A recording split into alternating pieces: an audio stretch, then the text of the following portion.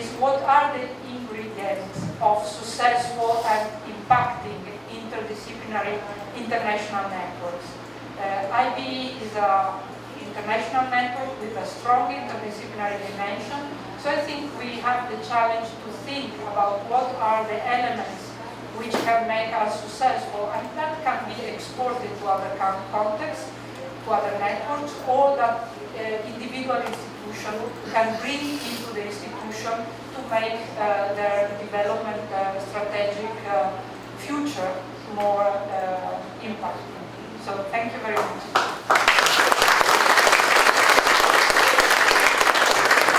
Agradeço muito a professora Ricardo trazer essa importante dimensão da internacionalização também para pensar a interdisciplinaridade, conceitos e casos e questões para a gente pensar em conjunto. É um prazer agora convidar à mesa o professor Hélio Waldman. O professor Waldman dispensa de apresentações. Ele é reitor da Fundação Universidade Federal do ABC, onde também leciona, possui um doutorado em engenharia elétrica e uma amplíssima atividade de pesquisa. Vai trazer questões que são perfeitamente inerentes com o nosso tema, como qual é a metodologia da interdisciplinaridade, que parece uma formulação assim, oximórica, né? E qual é o modelo institucional mais adequado para a universidade interdisciplinar. Muito obrigado e tenha a palavra, professor.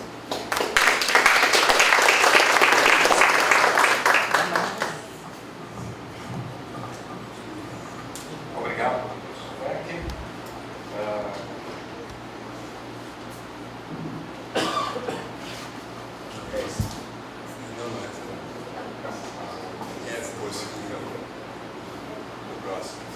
Obrigado. Bom, obrigado também ao convite do convite, a oportunidade de conhecer a instituição. E eu preparei uma apresentação que dialoga com o título da mesa redonda. Mas isso não me impedirá de falar um pouco sobre a experiência da UFBC, que é uma universidade nova, criada, iniciou suas atividades em 2006, apenas 7 anos desde a primeira aula, e começou a colocar profissionais formados no mercado a partir de 2012, no ano passado, talvez alguns profissionais em 2011. Portanto, é uma universidade que vai estar emergindo no cenário acadêmico paulista e brasileiro e internacional. Bom, eu escolhi, é claro, nós estamos, o tema se remete para o futuro, né? A interdisciplinaridade do futuro, é isso que nós queremos entender.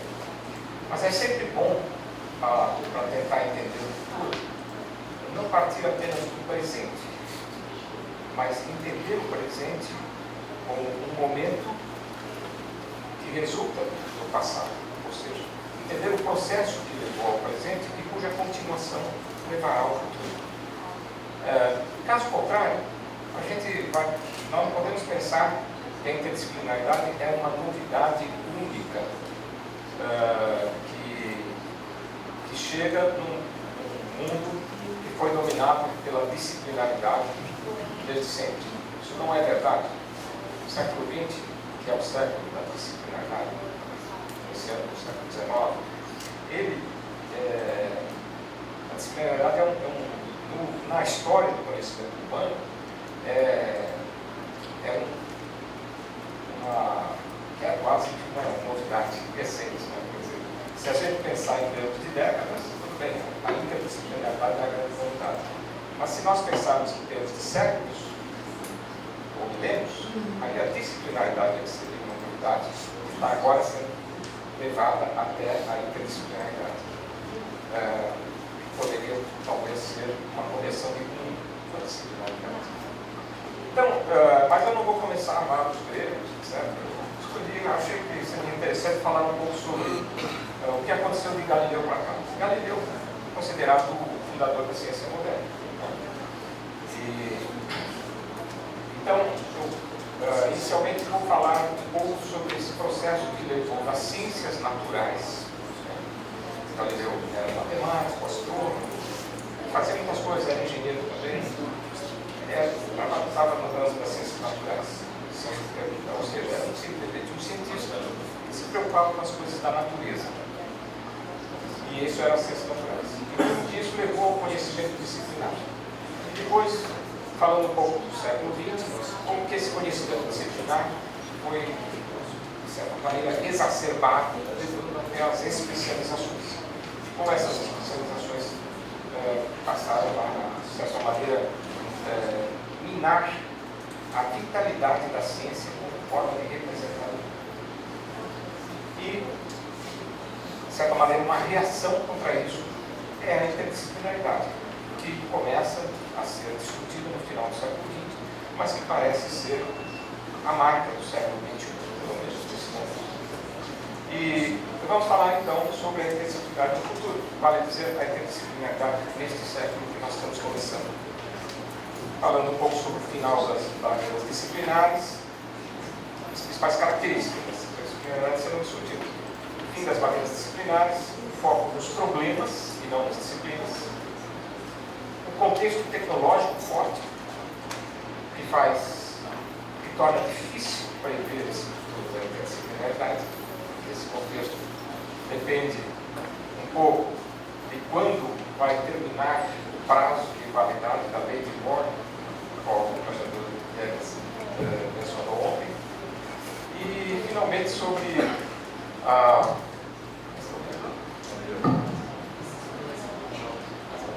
Do outro lado. Ok, está melhor. Obrigado. E, finalmente, vamos falar sobre o que a gente acha que pode vir a ser o corolário da interdisciplinaridade, seria a interculturalidade. Bom, então, Galileu nasce no século XVI, né, e vai até o século XVII. E, como eu disse, ele era matemático, astrônomo, mas o que ele trouxe de novidade? É que, naquela época,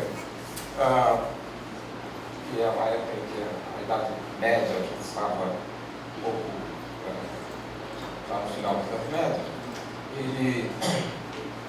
a tradição, né, o preconceito, todas as eras têm os seus preconceitos. Eles não sabem, nós não sabemos quais são os nossos preconceitos, mas nós temos. E vão ser desmascarados no futuro. Então, o preconceito que eles tinham é que na área de ciências naturais, Aristóteles já tinha falado de tudo, quase tudo, não havia muito mais coisas a serem descobertas. O Galileu falou, não é verdade. E para isso, uma das coisas que ele fez para se basear nessa afirmação é que ele construiu uma luneta. Ele fez uma luneta para observar os astros. E essas observações contestavam muitas das coisas que se pensava que eram verdade na questão da astronomia. E ao ver a figurinha que o professor Mota colocou lá da inovação, ciência e tecnologia, ciência gerando tecnologia, gerando inovação, como o paradigma que está sendo agora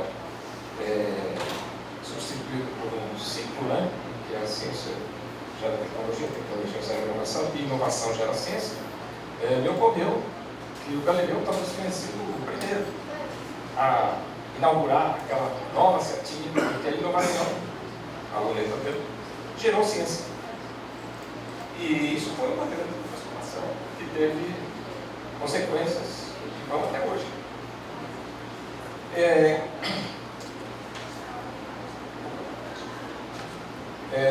Ele também abraçou a ideia de que a Terra não estava no centro do universo, era o Sol que estava no centro do universo. E com isso ele desafiou a própria fé. Então ele criou, desafiou sem querer, né? Ele na verdade não pretendia fazer isso. Mas ele acabou gerando uma confusão lá, que alguns mal entendidos acabaram sendo resolvidos só agora, no século XX. Quando eu falo em mal entendidos... Professor, por favor, o microfone mais próximo. Ok, obrigado. Quando eu falo mal entendidos, eu uso a versão do Papa João XXIII, né? Ele mencionou isso, mas realmente foi um problema.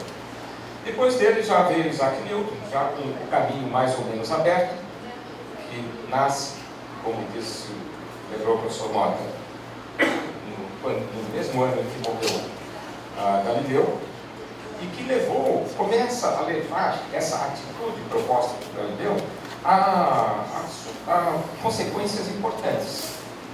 O que ele fez? Ele pegou as chamadas leis de Kepler, né? Kepler usou os meios, a ideia de Galileu de observar os astros e não simplesmente confiar no que Aristóteles tinha falado. Observou os astros e viu que tinha leis que os astros seguiam, leis geométricas. O que Newton fez? Ele pegou essas leis e disse, então, essas órbitas obedecem a leis que são mais fundamentais ainda e que valem também aqui embaixo, aqui na Terra. Ou seja, as leis que valem no céu, valem na Terra também, portanto valem no mundo inteiro. Então, isso levou todo mundo a achar que a ciência ia encontrar essas leis fundamentais em todos os aspectos da vida, que naturalmente ainda não aconteceu. É interessante observar que o Isaac Newton também procurou leis fundamentais em áreas que hoje não são consideradas científicas. Por exemplo, a alquimia. Ele se interessou por alquimia. Porque todo mundo naquela época se interessava por alquimia. Fazia parte, era considerado um desafio.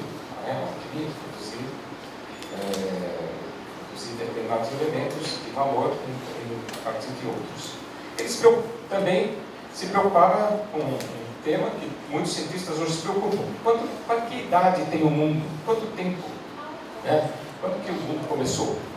Só que ele procurou essa resposta na Bíblia. Procurando, lendo a Bíblia e verificando quanto tempo deve ter ocorrido desde que Deus criou o mundo. Hoje um cientista não faria isso. Né? Ele procura com outros princípios. Mas Isaac Newton fez isso porque naquela época não se duvidava que o mundo tinha sido criado por Deus. A teoria do Big Bang não existia, etc. Então, a ciência, isso mostra que a ciência evoluiu bastante nesses séculos, mas que, mesmo no nascimento da ciência, ainda muitos critérios que hoje não são considerados científicos ainda vigoravam mesmo entre os próprios cientistas que criaram a ciência. Isso mostra que é muito difícil o processo de mudar a concepção do mundo das pessoas. Né? A concepção do mundo é algo que nós obtemos no meio cultural em que a gente nasce e vive. E as mudanças de concepção do mundo são muito lentas, envolvem frequentemente várias gerações, quando acontece. Bom, mas esse movimento criado por Galileu, aprofundado por Newton, foi se aprofundando mais ainda ao longo do século XVII, XVIII, etc., e foi criando muito conhecimento. Quando Galileu disse que nem tudo, Aristóteles não sabia tudo, que tinha muito mais coisas que podiam ser conhecidas do que Aristóteles já sabia, ele não falou que essas coisas que iriam ser descobertas iam ser de tal ordem, de tal vulto, que ninguém mais poderia, uma pessoa seria incapaz de conhecê-las todas. Entretanto, foi isso que aconteceu. Não sei se ele previa isso ou não. Agora, o fato é que, quando se chega no século XVIII, tantas coisas já tinham sido descobertas e ficou evidente que não era possível uma pessoa saber tudo que já tinha sido descoberto. Então era o fim daquilo que a gente chama de pretensão enciclopédica. E aí, então, o conhecimento começa a ser dividido em disciplinas, em pedaços, para que, com a pretensão de que uma pessoa, mesmo sem poder saber tudo, poderia eventualmente saber tudo sobre uma disciplina, sobre uma dessas seções do conhecimento. E aí surge esse conhecimento disciplinar. No século XIX, o conhecimento já é disciplinar. Einstein estudou para ser físico, estudou para ser um cientista natural, estudou para ser físico, no fim do século XIX. Bom, chegamos ao século XX. O século XX é um século de grande turbulência no conhecimento científico. Primeiro que, logo de cara, começam as revoluções científicas do início do século XX. A relatividade, a física quântica e, mais para meados do século, a biologia molecular com a descoberta da estrutura do DNA, conforme foi relatado hoje na palestra da mesa redonda que antecedeu. Além disso, no século XX se aprofunda muito a articulação da ciência, começa, mas muito precariamente na Inglaterra, a articulação durante o século XIX, mas no século XX se aprofunda muito essa articulação produtiva da ciência com a geração de tecnologia e de inovação. E mesmo na primeira metade. Mas na segunda metade do século, isso se aprofunda e se acelera muito mais com o advento do computador. Porque o computador permite a virtualização desse processo. E com a virtualização, o processo se acelera bastante. Não depende tanto de questões como padronização, a questão da mecânica, etc. E além disso, essa questão da lei de Moore. A lei de Moore é extremamente importante porque ela significa que o advento do computador não é o advento de uma nova máquina. É praticamente o advento de uma nova máquina a cada 5 anos, uma coisa assim. E a lei de Moore diz que o número de portas lógicas, conexões de um chip, de um circuito integrado, dobra a cada 18 meses. É uma lei empírica. Na verdade, curiosamente, pouca pesquisa foi feita para descobrir por que isso é assim. Mas isso, o Moore observou isso, falou, olha, isso está acontecendo já depois de alguns anos. E acontece que isso continua acontecendo pelo resto do século XX e continua acontecendo até agora. Nós sabemos, a ciência nos diz que a lei de Moore não vai valer para sempre, porque a física, esse aumento depende de uma miniaturização que vai chegar num limite que não poderá ser ultrapassado. Entretanto, a tecnologia está evoluindo e a lei de Moore ainda está valendo hoje e poderá continuar valendo por mais algum tempo. Uma coisa interessante é o seguinte: calcula-se que se a lei de Moore continuar valendo por mais 10 anos, se nós entrarmos na próxima década, nós continuar valendo, significa uma década, significa multiplicar por 10 duas vezes, 100 vezes. Mais 10 ou 15 anos,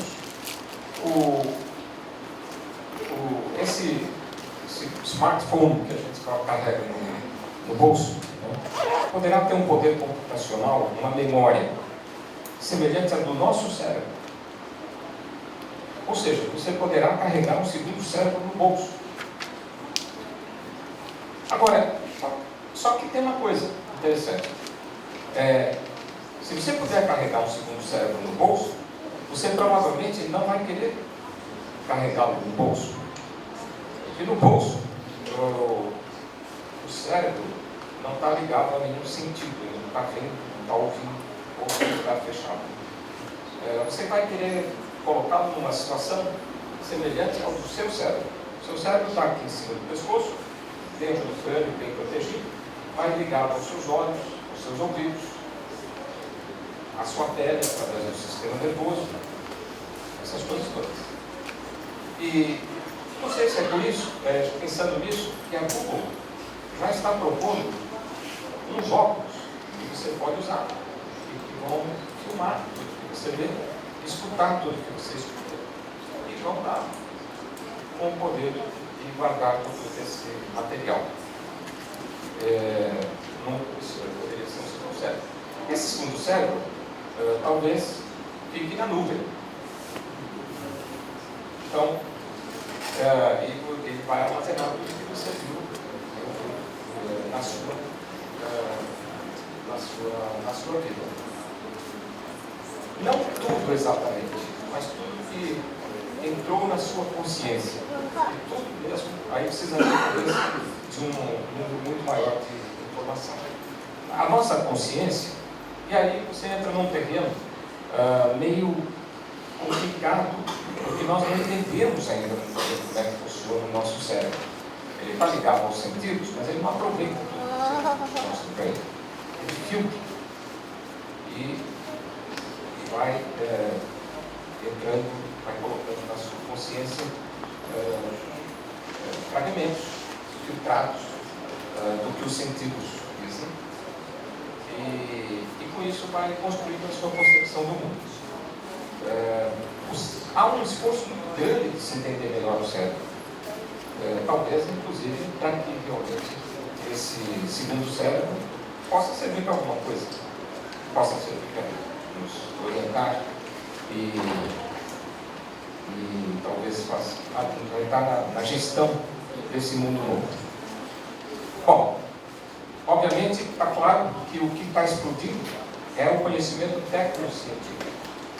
A ciência em si, ela também está evoluindo, mas particularmente as grandes revoluções, relatividade física quântica e biologia molecular, ocorreram mais para a primeira metade do século XX. O que está explodindo agora é esse conhecimento técnico-científico, e que leva a uma especialização extrema. Bom, então nós temos hoje no século XXI uma situação ímpar, porque nós temos algumas coisas que estão explodindo e outras que não estão explodindo, o que está gerando uma certa distorção do mundo, né?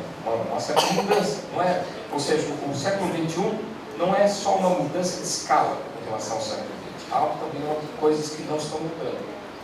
Então, por exemplo, algumas coisas estão crescendo, a internet está explodindo, mais está crescendo hoje é a internet. A internet é um crescimento explosivo.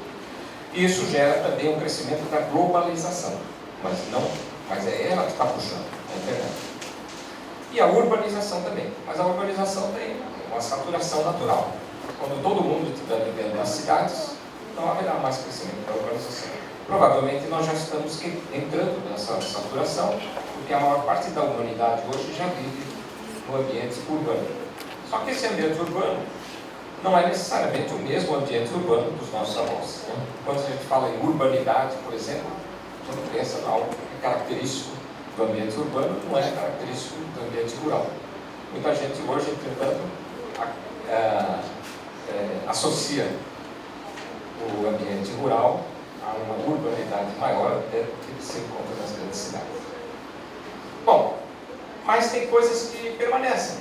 As desigualdades sociais permanecem. O Brasil é um campeão de desigualdades sociais. Está melhorando um pouco, mas continua muito grande as desigualdades sociais. No resto do mundo elas estão aumentando. Quem não tinha desigualdades sociais agora está tendo. A mobilidade. A mobilidade urbana está piorando. As pessoas não conseguem se movimentar dentro das cidades. Então, e o próprio cérebro nosso. Acredito que o meu cérebro não deve ser muito diferente dos meus avós. Entretanto, hoje tem internet, meu cérebro não consegue acompanhar toda essa entrada de informação a qual eu sou exposto. Os meus avós não tinham esse problema. E que dirá, então, tataravós, que provavelmente nem sabiam ler e escrever, a maior parte da humanidade não sabia. E nem o livro eles tinham. Né? Hoje tem livro, tem internet. E isso provavelmente gera essa necessidade de um segundo cérebro. Terceiro, uma inteligência que não esteja só em nós, mas também nos objetos que nos cercam. E agora, como que nós vamos nos relacionar com esses objetos? É um problema aberto. E surgem novas ameaças, oportunidades e desafios. Na questão ambiental, bioética, questão da privacidade, a questão do gargalo energético e assim por diante. Então, é uma situação bastante complexa. Não é que está tudo ficando maior. Não. Algumas coisas estão explodindo, outras não estão, e esse desbalanço está gerando problemas e desafios e oportunidades. Então, ou impasses e armadilhas. Então, a realidade é dinâmica, gera novas problemáticas. As disciplinas geram soluções parciais, com base em modelos simplificados da realidade. E a metodologia clássica, século XX, para fazer isso, partir das disciplinas para gerar soluções, é o problem solving. Eu lembro que eu fiz a minha formação em engenharia nos anos 60 do século passado, 50 anos para fazer formado. E todo o meu curso de engenharia foi baseado em problem solving. A gente toda semana tinha que resolver várias listas de problemas, né? Eu levava para casa, homework. Sei lá, a gente resolvia algumas dezenas de problemas por semana, mas eram problemas já especificamente feitos para nos treinar nas técnicas de resolução de problemas. Então, digamos, resolvia, sei lá, 20 problemas por semana, acho que era mais. Num semestre, a gente tinha 15 semanas e resolvia 300 problemas. Em 10 semestres, quando a gente se formava, tinha resolvido 3.000 problemas. Então a gente saía da escola pensando que, primeiro, todos os problemas tinham solução, porque a gente tinha resolvido 3.000. Né? Todos tinham solução. Os que a gente não tinha conseguido resolver o problema, o professor chegava lá na lousa e dizia: resolve assim. E a gente achava que todos os problemas tinham solução, e a gente achava que nós tínhamos as ferramentas analíticas para achar essas soluções. Então, era muita arrogância, mas causada pelo isso aqui. E hoje a gente sabe que nem todos os problemas têm solução, e que quase todas as soluções têm problema. Bom, o que acontece na nossa sociedade? A apropriação das soluções é intermediada pelo mercado, essas soluções parciais.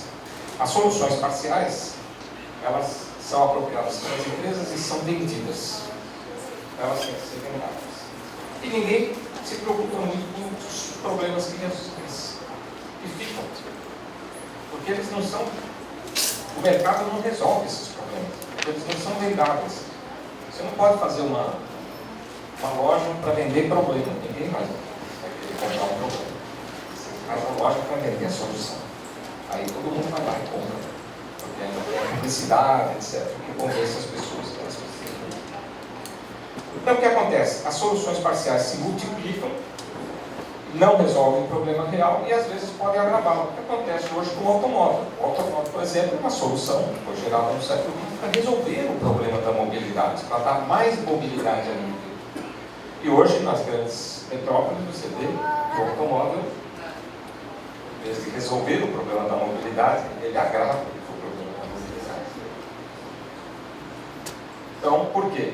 Porque ele não foi problematizado quando ele foi colocado como solução.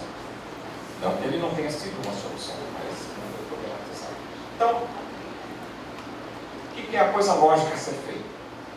Não basta mais resolver só problemas parciais. É preciso problematizar as soluções no seu berço. Qual que é o berço das soluções? É a universidade. A partir de uma perspectiva pública e interdisciplinar. A perspectiva tem que ser pública, porque as empresas não se interessam por problemas, elas se interessam por soluções. focam nas soluções. As empresas sempre vão focar em soluções, e é isso que elas vendem. Então, quem tem que focar nos problemas é o Estado, em nome do interesse público.